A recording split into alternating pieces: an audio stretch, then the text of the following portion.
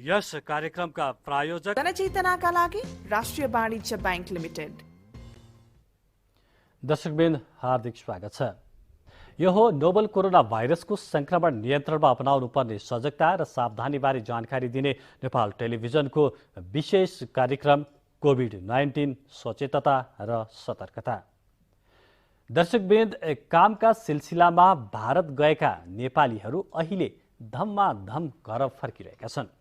दक्षिण एसियामा नै कोरोनाबाट सबैभन्दा प्रभावित मुलुक भारतबाट अव्यवस्थित रूपमा नेपाल फर्किएका उनीहरूसँगै कोरोनाको संक्रमण पनि व्यापक रूपमा बढिरहेको छ। खुल्ला सीमा नाकाका कारण पनि लुकी छिपी नेपाल प्रवेश गर्ने भएकोले व्यवस्थित रूपमा नेपाल भित्र्याउन सकिएको छैन। भारतसँग सीमा जोडिएको प्रदेश नम्बर 5 मा पनि संक्रमण निकै बढ्दो क्रममा छ। प्रदेश 5 को रोल्पामा निर्माण गरिएको आइसोलेसन अस्पताल र यसको व्यवस्थापन तथा कोरोना रोकथाम तथा नियन्त्रणमा अपनाइएको उपायका सन्दर्भमा रोल्पा अस्पतालका मेडिकल सुपरिन्टेन्डेन्ट डाक्टर धनमाया घरतीसँग हाम्रा रोल्पा संवाददाता माधव कुमार ओलीले यसै सन्दर्भमा रहेर कुराकानी गर्नुभएको छ।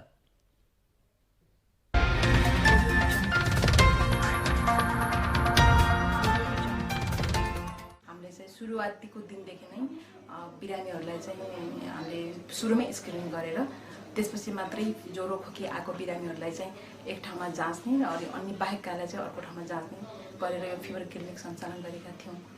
त्यसको साथसाथै पर्सनल प्रोटेक्टिभका सामानहरू स्टाफहरूको लागि चाहिने जुन पिपीदेखि मास्क गाउन त्यसको व्यवस्थापन गऱ्यौँ र हामीले अस्पतालमा पनि कुनै शङ्कास्पद बिरामी आइसक्नुभयो भने चाहिँ उहाँहरूलाई छुट्टै राख्नुपर्छ भनेर आइसोलेसन बेड 17वटा बेडहरू निर्माण गऱ्यौँ र हामीले अहिलेसम्म 23वटा बिरामीहरू शङ्कास्पद बिरामीलाई आइसोलेसन गरेर उहाँहरूको स्वाब पठाइ पनि सक्यौँ। यो रिपोर्टहरू सबै नेगेटिभ पनि आइसक्यो।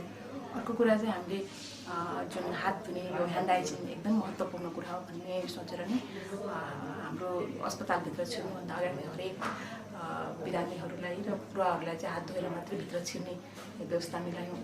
त्यसको साथसाथै धारा पनि हातले छुने नभएर खुट्टाले छुने हुनुपर्छ भन्ने हिसाबले खुट्टाले चलाउन मिल्ने हातले छुन नपर्ने खालको धाराको व्यवस्थापन गरेका छौँ। र त्यसको साथसाथै अर्को कुरा हामीले एउटा कोरोना बुथ भन्ने निर्माण गर्नको लागि विभिन्न सङ्घ संस्था र विभिन्न सरकारवाला सर म्यामहरूलाई रिक्वेस्ट गरेर कोरोना बुथको निर्माण गरेका छौँ। र अहिले तत्काल माथिबाट स्वास्थ्य तथा जनसङ्ख्या मन्त्रालयबाट पनि कुरा के आइरहेको छ भने स्टाफहरूको म्यानेजमेन्ट विशेष गरी कथम कदा चाहिँ पोजिटिभ आइहाल्यो त्यसभरि चाहिँ हस्पिटल सिल गर्नु नपरोस् भन्ने हिसाबले चाहिँ स्टाफहरूलाई 2टा ग्रुपमा बाँडेर केही स्टाफलाई चाहिँ एक हप्ता काम गराउने र अर्को स्टाफलाई चाहिँ अर्को हप्ता काम गराउने भन्ने किसिमको यस्तो भइरहेको छ। र अरू अन्य तयारी पनि हामी गरि नै राखेका छौँ।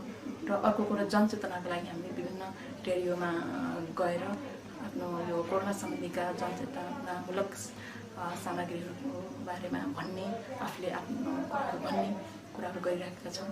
र त्यसको साथसाथै यहाँका विभिन्न स्थानीय तह र विभिन्न सरकारवाला सरम्याम र यो जुन सिसिएमसी छ जिल्लाको यसले पनि एकदमै महत्त्वपूर्ण भूमिका निर्वाह गर्नुभएको छ उहाँहरूले।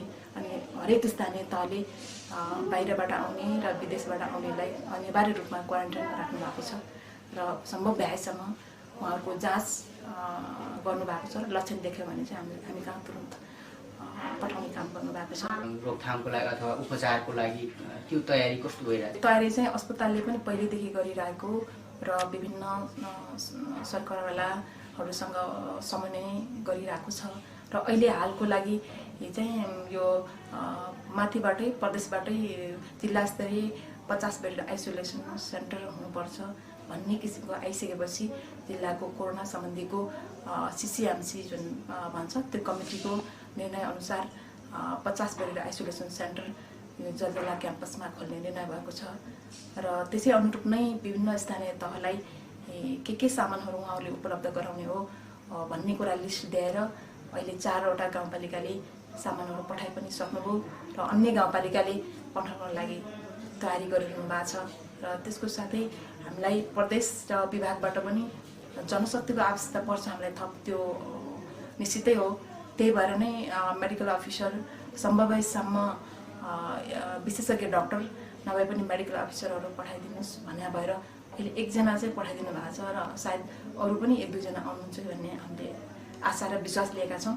र बाँकी जुन प्यारामेडिक्स र नर्सिङ स्टाफ कार्यालय सहयोगी उहाँहरूको पनि हामीलाई एकदमै खाँचो पर्छ 50 बेडेड आइसोलेसन सेन्टर खोल्नको लागि र त्यो सञ्चालन र व्यवस्थापन गर्नको लागि। त्यसको लागि हामीले स्थानीय तहलाई रिक्वेस्ट गर्ने र सिसिएमसीले त्यो निर्णय गरेको छ। भारतबाट र तेस्रो मुलुकबाट आउनुभएको उहाँहरूलाई चाहिँ अनिवार्य क्वारेन्टाइन राख्ने कुरा भइरहेको छ र कतिको चाहिँ आरडिटी ऱ्यापिड टेस्ट त्यो भइरहेको छ भने अब चाहिँ गाउँपालिकाहरूले पनि के महसुस गरिसक्नु भएको छ भने यो पिसिआर जतिसक्दो चाँडो लगभग आएको 4-5 दिनपछि पिसिआर पठाउनु उत्तम हो कि भन्ने ठानेर पिसिआरको लागि भिटिएम किन्ने प्रक्रिया पनि अघि बढिरहेको छ।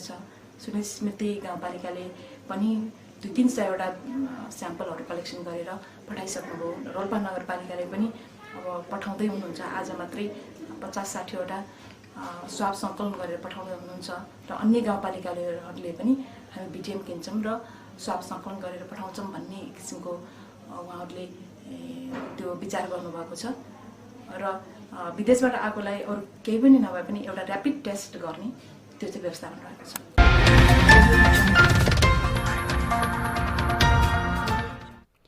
तपाईका कोरोना भाइरस र कोरोना रोगसँग सम्बन्धित कुनै पनि जिज्ञासा वा चासोहरू छन् भने तपाईँ हामीसँग सम्पर्क गर्न सक्नुहुनेछ।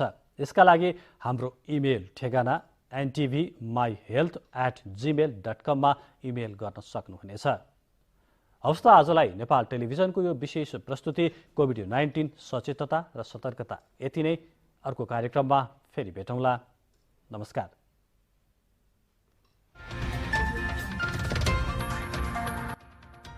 यस कार्यक्रमका प्रायोजक जनचेतनाका लागि राष्ट्रिय वाणिज्य बैंक लिमिटेड।